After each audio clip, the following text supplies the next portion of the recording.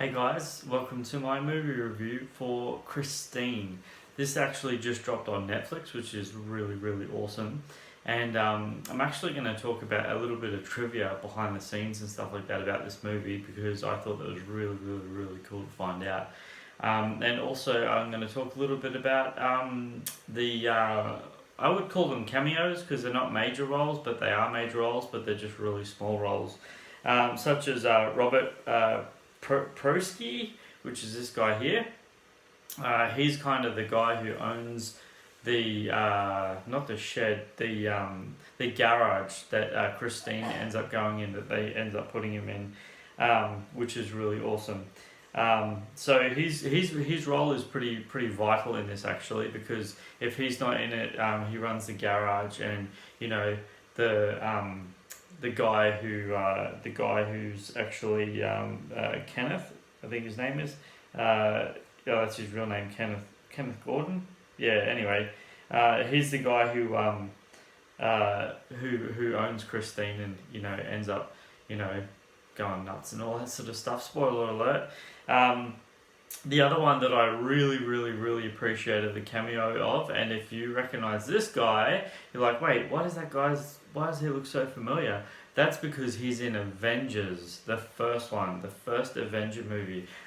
If you remember when the Hulk lands in that warehouse, and he goes, he's like, son, are you an alien? He's like, what? An alien, from outer space. He goes, no, why is that? He's like, well, son, you've got a condition. Which is like one of my favourite lines in Avengers. I absolutely love that line. So that's this guy here, Harry Dean Stanton. He's the one who says that line, and I was really happy to see him in this movie. This movie was made in 1983, which is literally the year I was born. Fun fact.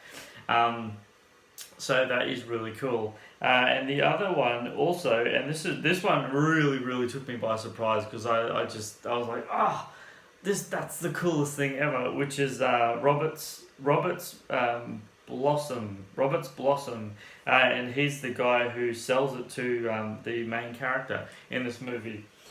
Some real cool trivia behind this movie, guys, which I really appreciated. I just thought this was really clever. I'm going to work backwards actually. So one of the things, first off, I wanted to say, talk about the trivia in this, is in this movie, when Christine is driving at night and going around and doing bad stuff to bad people, I won't tell you exactly what, but bad stuff to bad people, you can't actually see the driver. They deliberately blocked out all the windows and stuff like that to the car itself, which is really cool. But on the negative side of that, the stunt driver who actually had to drive the car around couldn't see. So I don't know how they must have done radio two-way or something like that, and they must have kept in contact with where he had to drive and stuff like that, which was pretty dangerous if you really think about it. What was the other one? The other one that I found just incredible was, there's a scene in this movie where Christine, just spoiler alert, if you haven't seen it now, guys, go and see it on Netflix. I'm just going to tell you, because whatever, it's really old. As I said, 1983.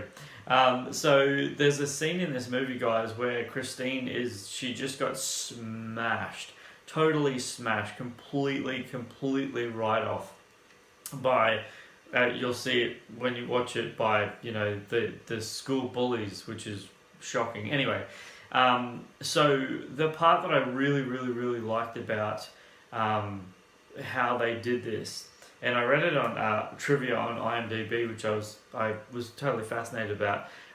So Christine literally goes back together. She literally just whoosh, builds herself back together. And the most amazing part about that scene, guys, is they actually it's basically rewound the footage, which is what I expected them to do, because actually, fun fact, they did that in Home Alone, which is what the old guy is from. He's the guy who shovels the salt on the footpath. I love that. That was the coolest ever. But so Kevin McAllister's walking along and the car nearly hits him. That shot is actually just rewound. They just reverse the footage, which is brilliant.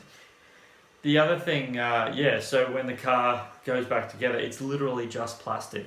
It's literally just plastic, and it just looks like metal, and they've just like sucked it back, like sucked the car like into each other, and then just rewound the footage, that's the coolest. Like, that is so cool. I found this thriller really fun. This is the first time I've ever watched this movie. I've heard about this movie in the past, but I didn't own it, and now I've got it on Netflix now, so I can watch it whenever. But yeah, this is awesome. This is a really another fun fact. They actually done this movie before Stephen King had even finished the publishing. Figure that out. Like, get your head around that for a second. So they finished the movie, and Stephen King hadn't even finished publishing the book yet. That's how badly they wanted to make this a film adaptation. Something that I wanted to a little bit of comparison with this movie to the Justice League. I know you like, what? The Justice League? How does Christine, a thriller movie, have anything to do with the Justice League? But wait, the Justice League movie, the center focal point is actually about Superman and bringing him back to life. If you haven't seen Justice League, check that movie out because it's awesome. One day I'll do a movie review on that one. Love that movie, by the way. Superman's like the focal point of the Justice League, they talk about him a lot, even though he's not in it, or is he? And this is the same as Christine. She's in it. She's like the focal point of the movie, but she's not like a character, but she is the character, if that makes sense. I really thought that was impressive. That's a really good story twist, do you know what I mean? So, like, most of the conversations are about the car, but the car's barely in the movie, even though it is in the movie, but it's not really, like, the main parts aren't in it.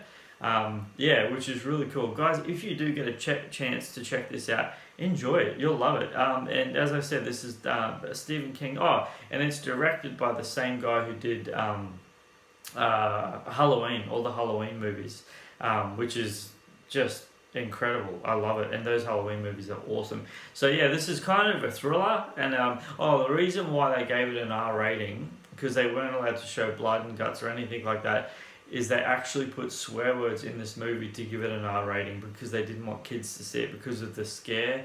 So it's not scary, it's just that thrill factor of it, but they wanted to give it an R rating so that it would actually hit, that target audience, and so they just dropped swear words into this movie, and that's how they got the R rating. Guys, thank you so much for watching this movie review. You know what to do. Thanks, take care.